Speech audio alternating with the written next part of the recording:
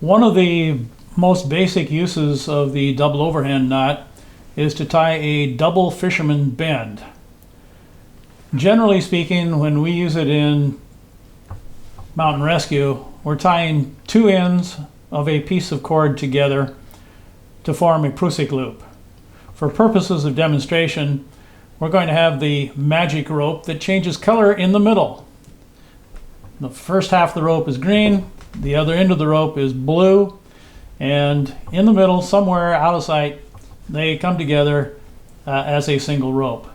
So we're going to use two double overhand knots to form a fisherman's bend. So we'll start with the green rope. We're going to do a double overhand around the blue rope. So we form that X, put the end underneath the X, pull it tight. Then we're going to take the entire contraption, turn it around 180 degrees, and do exactly the same thing with the other end of the rope. Again, we put the end underneath the X,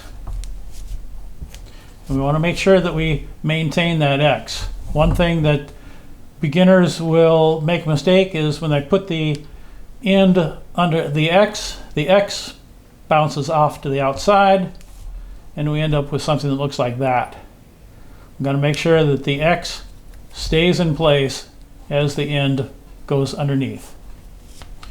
So we pull it tight, pull the green one tight, pull them together, and if it's done properly, in the double fisherman's bend, we'll have the two X's nesting together, and on the opposite side, all the strands will be parallel.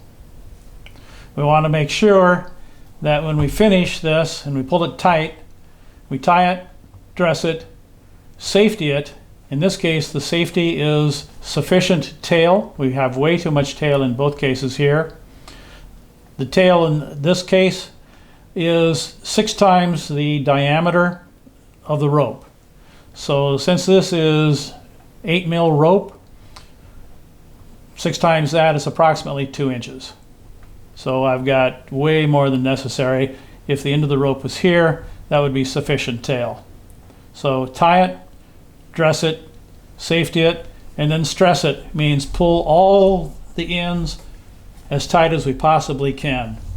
In the case of the prusik loops that we have with VRT, those are pulled way beyond what we can just with our hands. We actually use a mechanical advantage system to pull the ropes as tightly together as possible. When we tie the prusik loops with the double fisherman's bend, those are not meant to ever be untied. So this kind of violates the one principle we talked about, is being easily untieable. In this case, they're not intended to be untied, so we're going to stress them tremendously using a mechanical advantage system, and these will never be untied.